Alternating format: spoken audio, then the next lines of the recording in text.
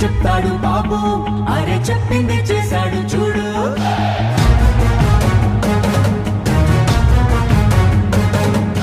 చేసేది చెప్తాడు బాబు, అరే చెప్పింది చేశాడు చూడు.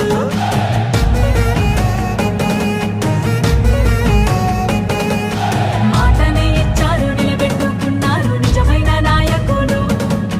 విధ్వంసం చూసిన రాష్ట్రాన్ని వికాసం వైపుగా నడిపించారు. నవ్యాంధ్ర